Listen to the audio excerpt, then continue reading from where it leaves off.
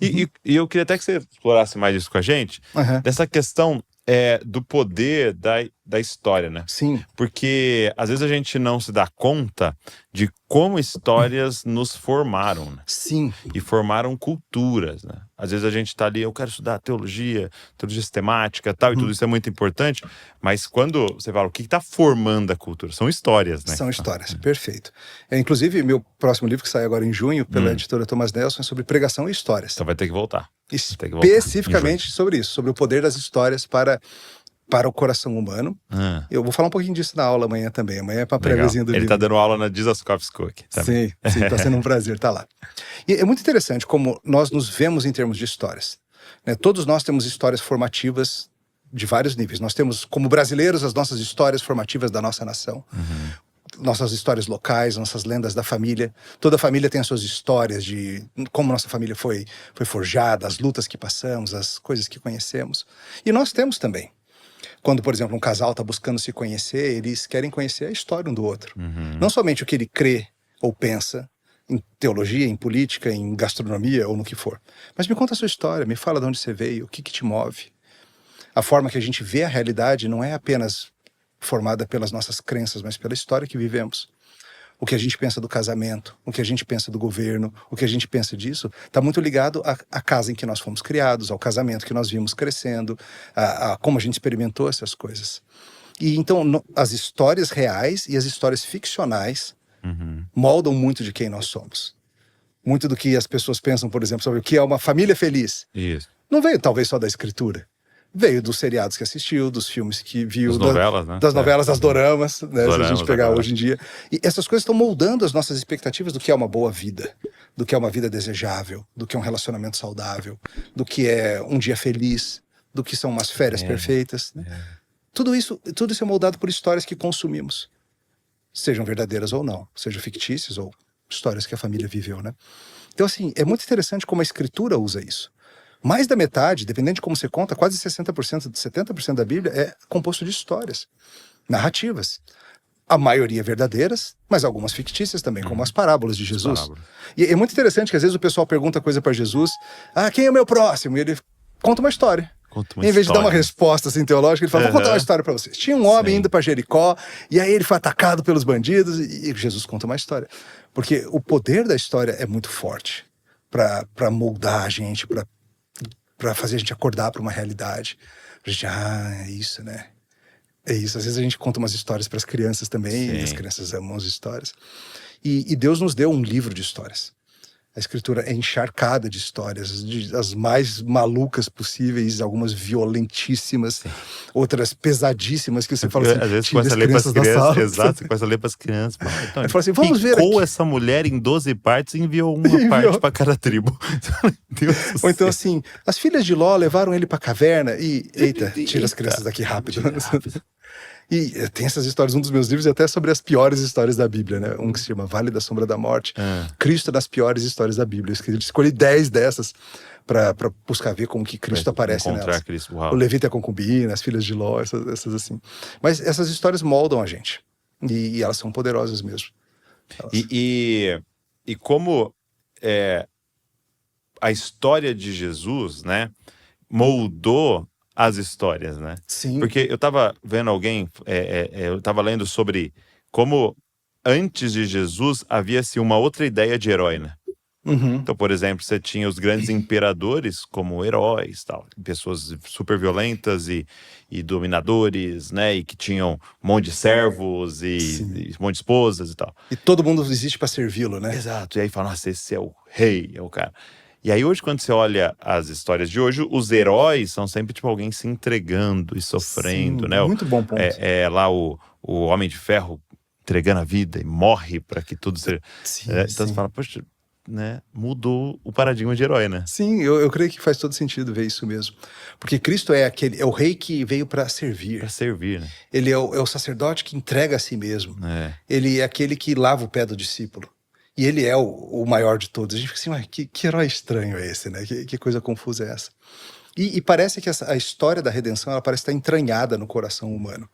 A história do mundo de criação, queda e redenção, ela aparece em tantas histórias. Quando o pessoal analisa, por exemplo, a jornada do herói ou arcos fictícios, sempre passa por isso, uma situação que está boa e algo acontece, a situação fica ruim e algo precisa acontecer para a situação ser restaurada ou elevada a uma nova situação. E parece que isso está no coração humano. Você vê, por exemplo, quantas histórias seguem o modelo de vença o dragão e resgate a mocinha. Isso. Né? O Shrek é assim, as histórias de cavaleiro são assim. O dragão às vezes varia, às vezes o dragão é o Darth Vader, sei lá.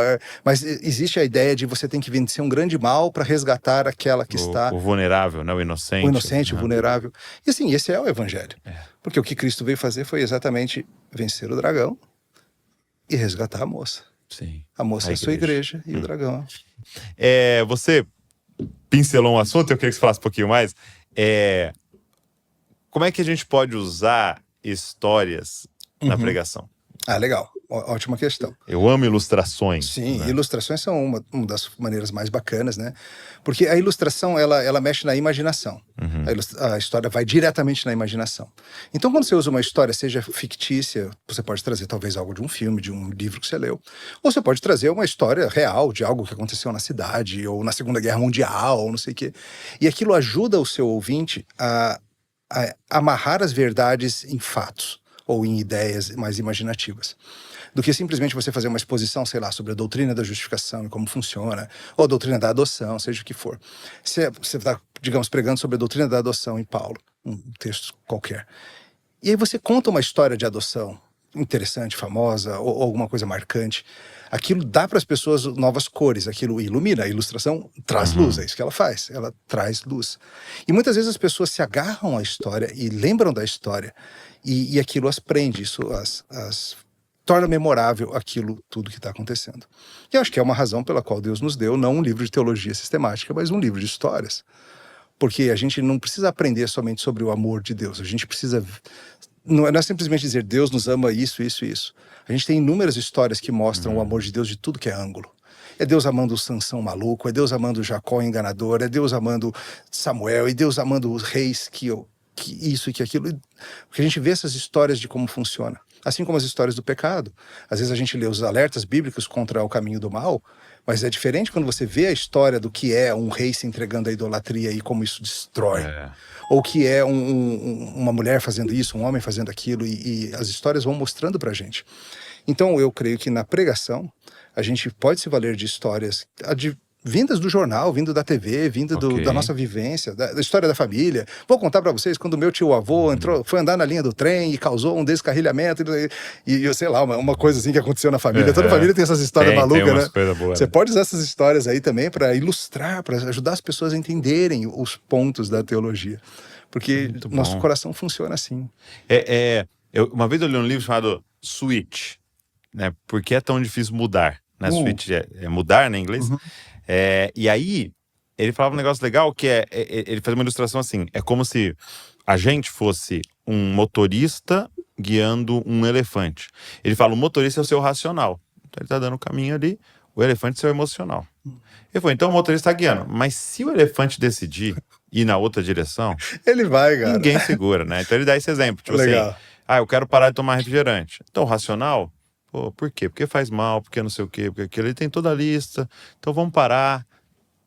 Mas quando você tá naquele dia ruim, você lembra da sua infância, você tomava refrigerante, o elefante fala, não, me dá então isso você tá vendo o joguinho do São Paulo, exato, uma coquinha gelada seria perfeita aqui pra no aniversário ali, você fala, você não, viu, você só já hoje. Tá tomando. Você nem vê que você pegou. O emocional vai levar você embora. Isso mesmo.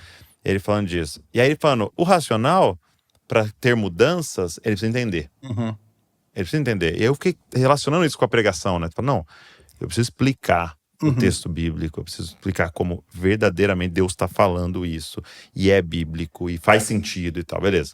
Então ele precisa disso. Mas o emocional precisa ver, ele falava. Sim. Achei interessante isso. E as histórias ajudam a ver. E aí você vê, né? E a história, por meio de mexer com a imaginação, ela ajuda não só a emoção, mas a imaginação, que está ligada à esperança de algo ser diferente. Tá. Por exemplo, você está aconselhando um casal que está com o casamento esfacelado ali. Todo dia é briga, eles se odeiam, eles não se aguentam. A única solução que eles enxergam é o divórcio. Você está aconselhando e tentando ajudá-los biblicamente. Talvez o racional esteja convencido, talvez... Sabe, né? Mas as emoções estão tão fortes e tão... Cara, Eu odeio essa pessoa, eu a amava, mas eu odeio. Então, a imaginação entra no caminho da esperança para que você consiga convencê-los de alguma maneira, não racionalmente, mas imaginativamente, que talvez a vida possa ser diferente. Que há esperança no evangelho de que as coisas sejam restauradas e refeitas. Aquela mãe que vê o filho estar se perdendo nas drogas, sei lá, qualquer coisa assim. Também, pastor, não tem mais jeito, esse menino aí já era, já acabou. A esperança passa pela imaginação, a esperança bíblica, né? Não aquela esperança vazia de tomara que dê certo, mas a esperança de, cara, Deus pode mudar essa história. Eu não sei como, mas se tem alguém que pode, é Ele. Não faltam recursos ao Senhor. Tem muitas histórias que apontam para isso. E talvez outras histórias vão te lembrar. E às vezes é poderoso, você está conversando com um casal, você fala, se você tiver talvez autorização, você vai dizer assim, sabe aquele casal lá? Tem alguns casais que já me autorizaram a fazer isso.